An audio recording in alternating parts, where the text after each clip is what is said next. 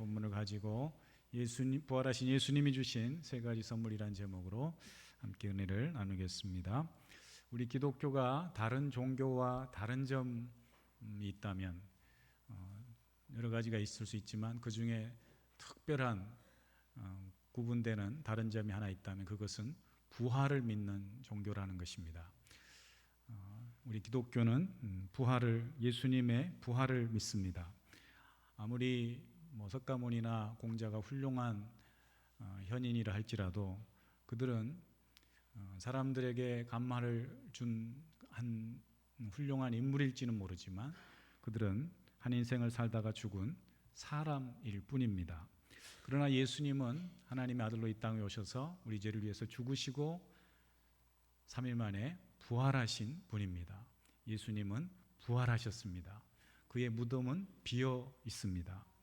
사실 우리나라가 불교 문화의 영향을 많이 받아서 오랫동안 받았기 때문에 불교 문화를 무시할 수는 없습니다. 삼국시대 이후로부터 고려시대를 지나서 조선 초기까지 이를 일컫는다면 불교 문화가 우리나라를 1000년 이상 오랫동안 영향을 미친 것은 틀림없는 사실입니다. 그래서 우리나라의 국보급 많은 문화재들 가운데도 우리 불교 문화재들이 많죠. 그런데 그걸 우리가 할 필요가 있는 것이죠, 사실은.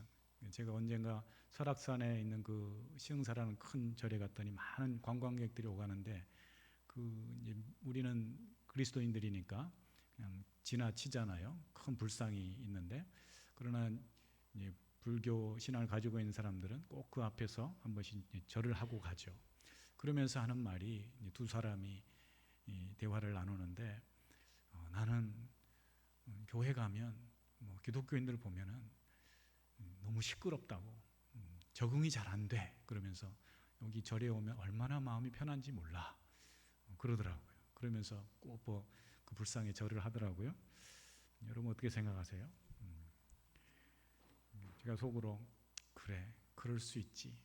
우리가 1000년 이상을 불교 문화권에 살았으니 어쩌면 불교가 편하게 느껴질 수도 있겠지. 이런 마음이 들면서 또 한편은 측은한 마음과 함께 우리에게는 예수 그리스도라는 진리가 있는데 이 진리를 알면 저들이 익숙한 것이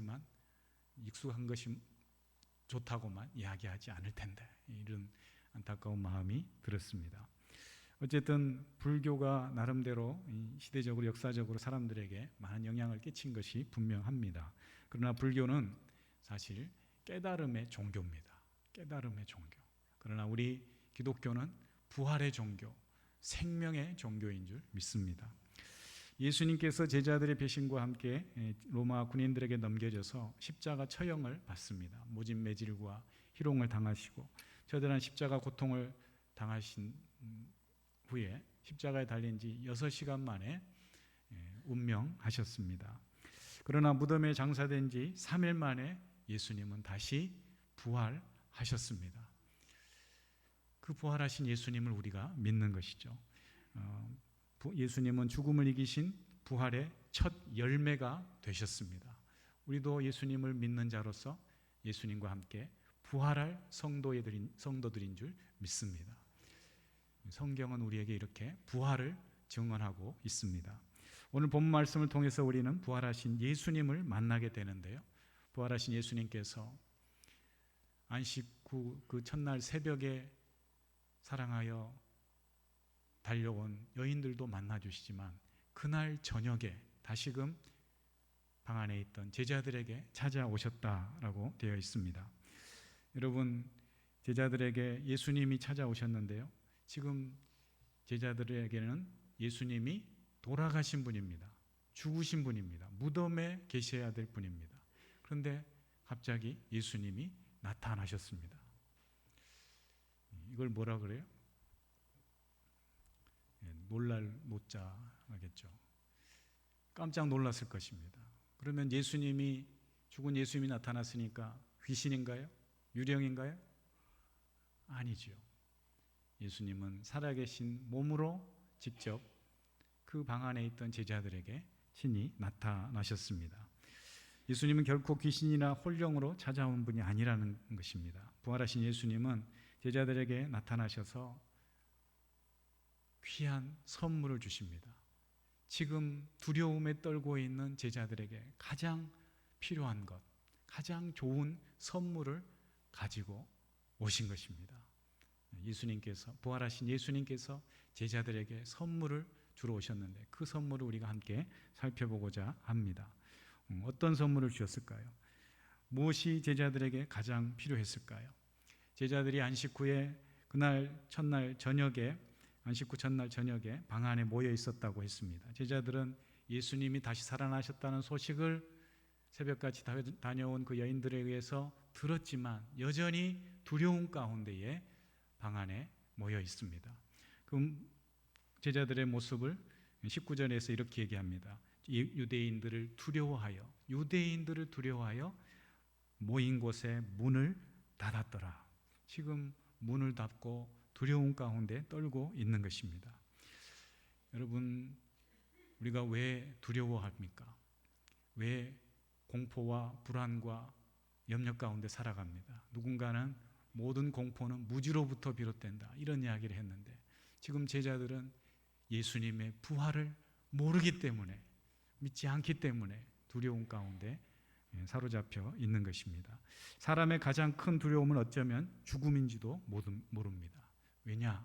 죽으면 모든 것이 끝나기 때문에, 더 이상 소망이 없기 때문에, 다시는 돌이킬 수 없는 우리 인생의 마지막 절망이 죽음이기에 인간에게 가장 큰 절망과 두려움은 죽음일지도 모릅니다.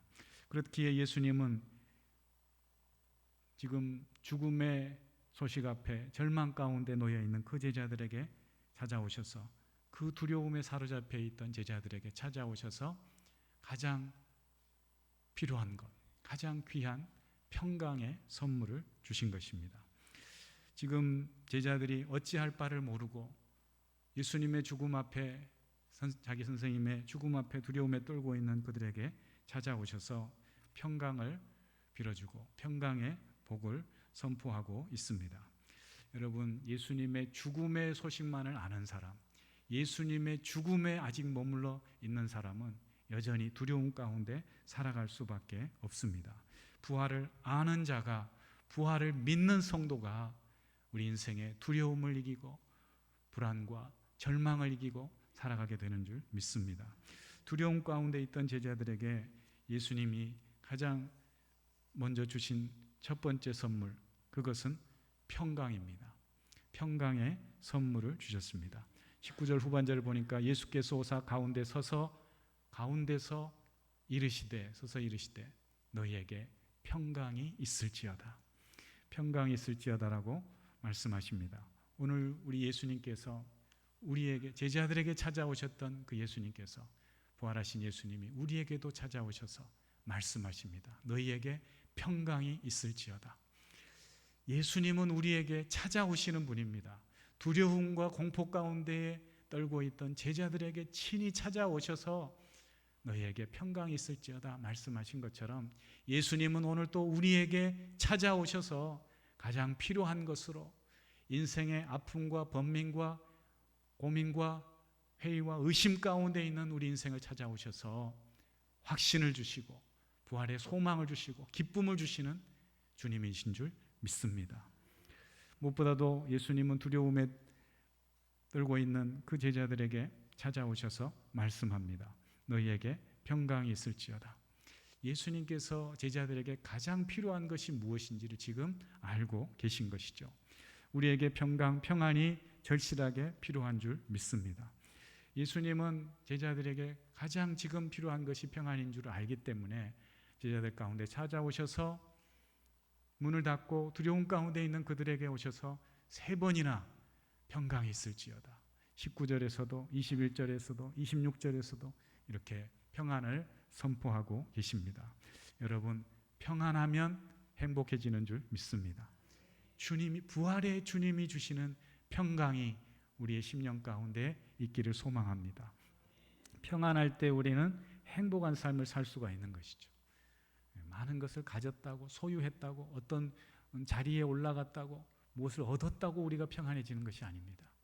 하늘로부터 주시는 부활하신 주님이 주시는 참된 평안이 우리에게 필요한 줄 믿습니다.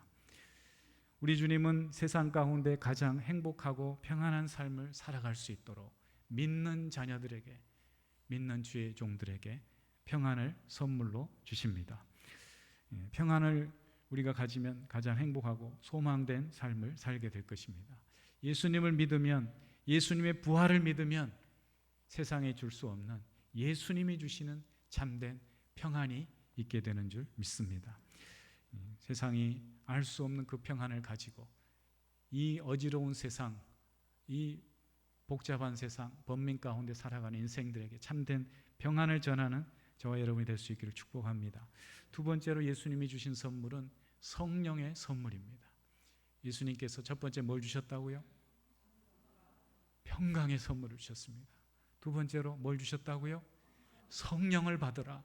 성령의 선물을 주고 계십니다. 오늘 본문 22절 말씀 보니까 뭐라고 되어 있어요? 너희가 이 말씀을 하시고 그들을 향하여 숨을 내쉬며 이르시되 성령을 받으라.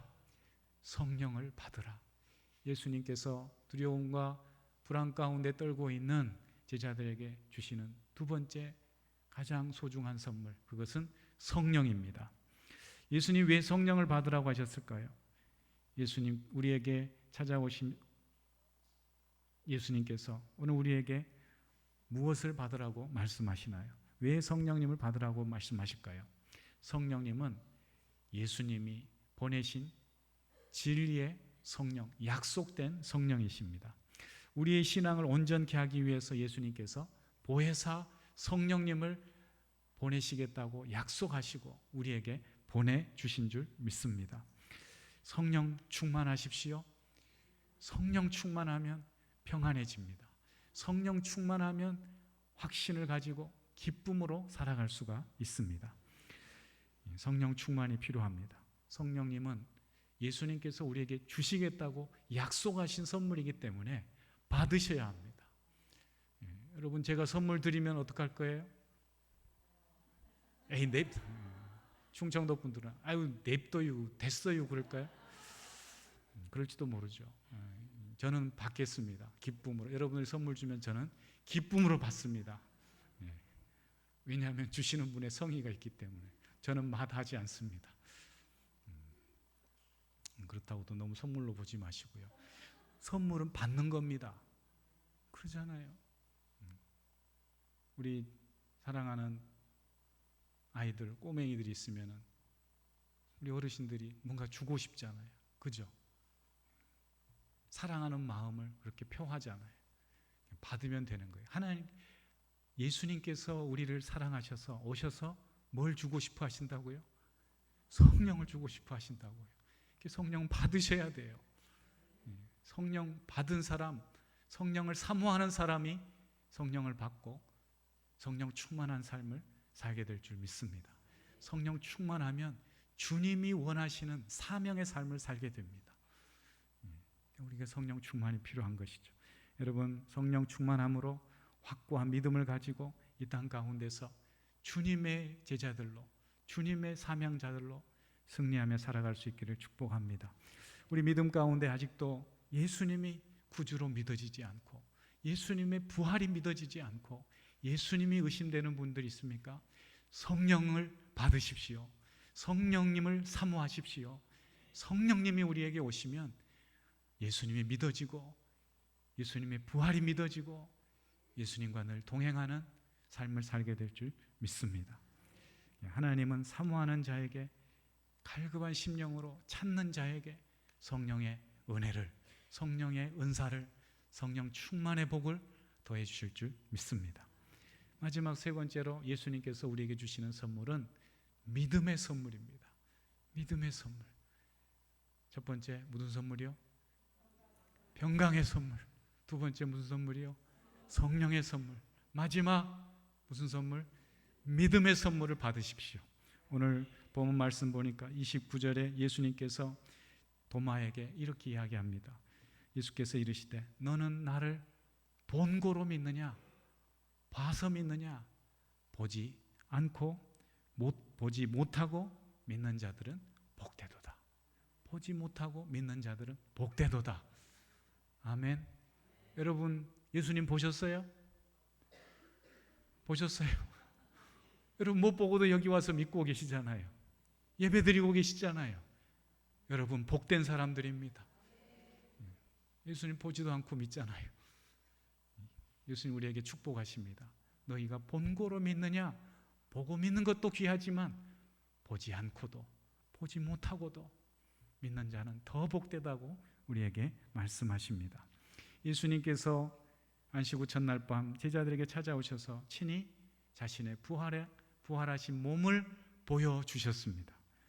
그리고 성령 받으라고 말씀하셨습니다. 그런데 안타깝게도 그 자리에 도마가 없었습니다.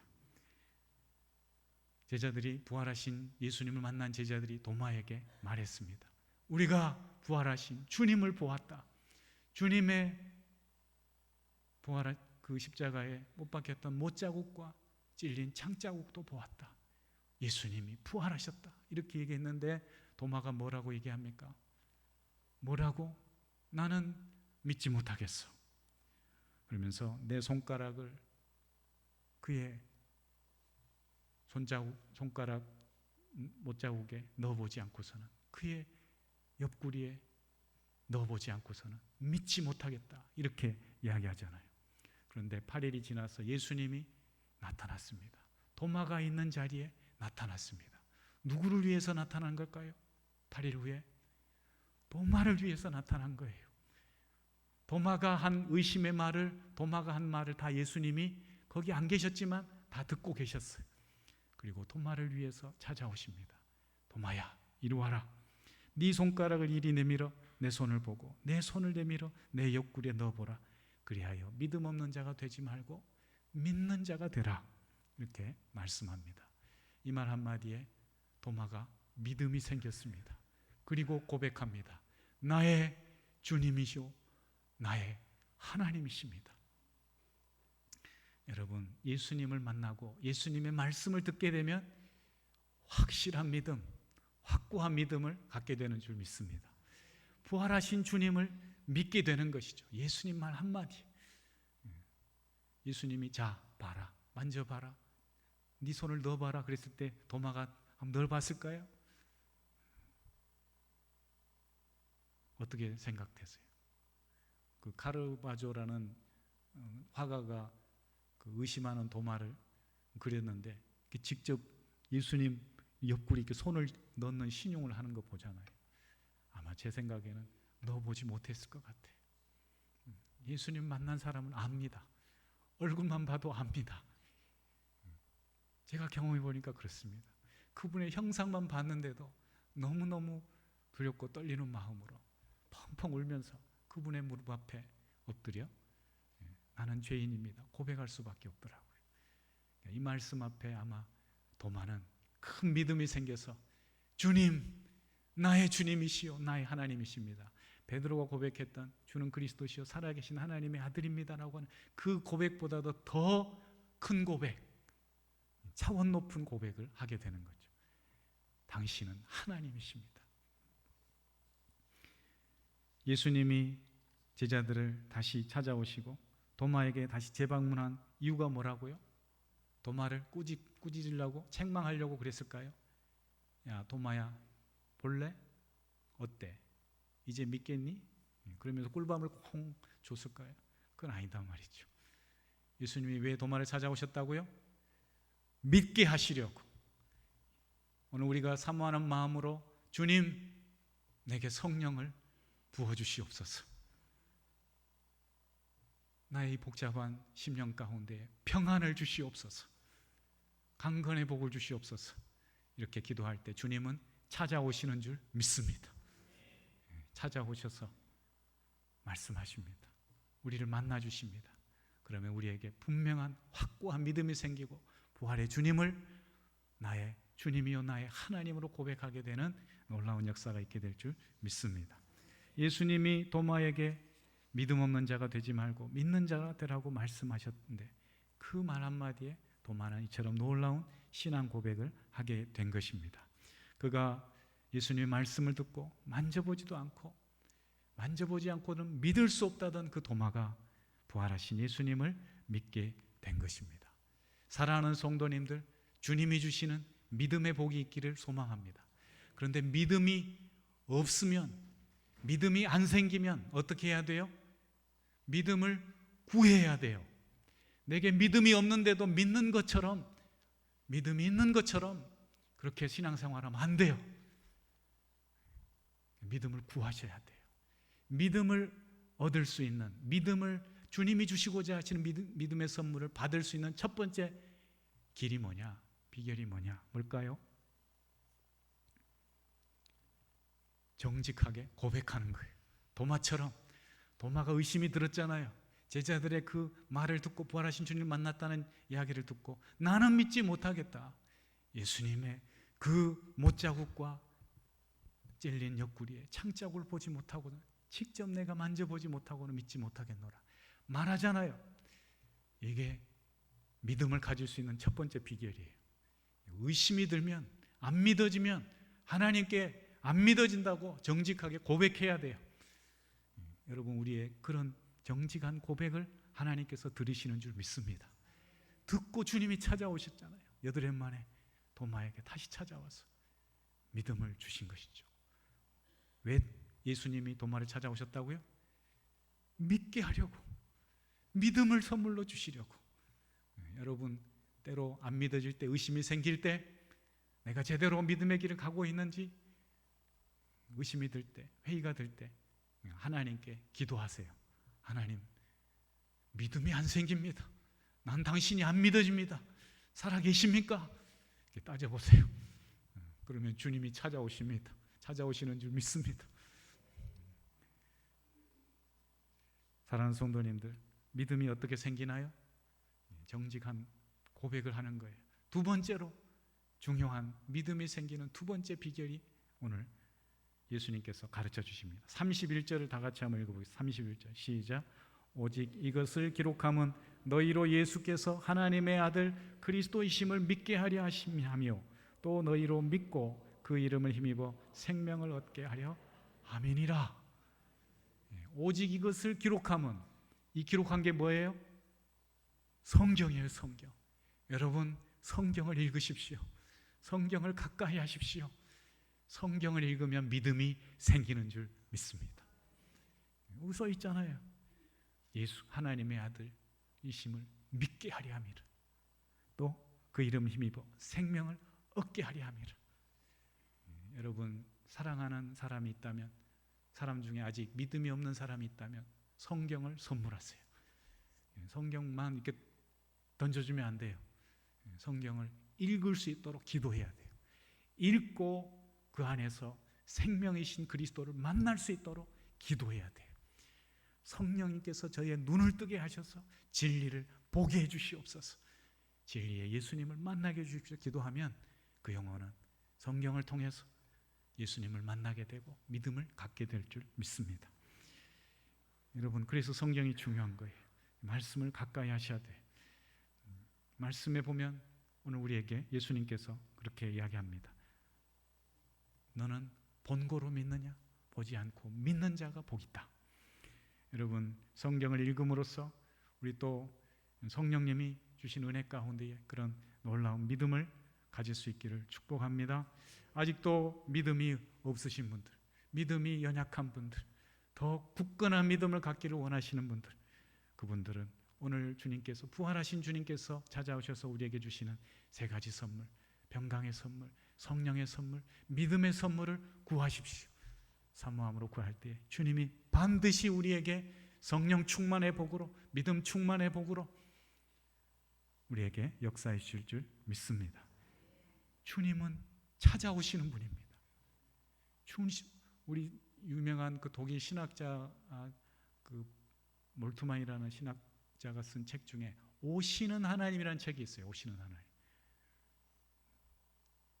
여러분, 하나님 우리에게 찾아오시고 다가오시는 하나님이세요. 부활하신 주님께서 의심과 두려움 가운데 있던 제자들에게 찾아오시잖아요. 여러분, 우리가 정직한 믿음으로 주님께 구하면 하나님이 우리에게 찾아오셔서 가장 복된 믿음의 길로 인도해 주실 줄 믿습니다. 지난주에 우리에게 주시는 믿는 자들의 최종 선물이 새하늘과 새 땅이라고 했잖아요. 부활한 성도들이 영원히 누릴 그곳, 그건 새하늘과 새 땅인 거예요. 여러분, 그 새하늘과 새 땅을 어떻게 우리가 맞이하고 경험할 수 있습니까? 어떻게 그 새하늘과 새 땅에 그 놀라운 축복을 누릴 수 있습니까? 부활의 주님을 만날 때, 믿음이 생길 때, 그 새하늘과 새 땅에 가장 복된 선물이 우리의 선물이 되는 줄 믿습니다. 사랑하는 성도님들, 오늘 부활하신 주님이 주신 세 가지 선물을 기억하십시오. 평강이 있으라, 성령을 받으라, 믿는 자가 되라. 이 말씀을 붙들고 하나님 기뻐하시는 가장 복된 삶, 평안과 위로가 넘치고 확신의 기쁨이 넘치는 그런 승리의 삶을 살아가시는 우리 모든 엄정교회 성도들 다 되시기를 주의 이름으로 축원합니다. 기도하겠습니다. 하나님 감사합니다. 우리에게 부활하신 주님을 보내셔서 평강을 빌어주시고 성령을 받으라 말씀하시고 믿는 자가 되라고 말씀해 주셨사오니 이 세 가지 선물을 통하여서 이 땅 가운데서 하나님의 복된 자녀들로서 참된 평안의 삶, 기쁨의 삶, 소망의 삶을 누리는 우리 모두가 되게 하여 주시옵소서. 예수님의 이름으로 기도합니다. 아멘.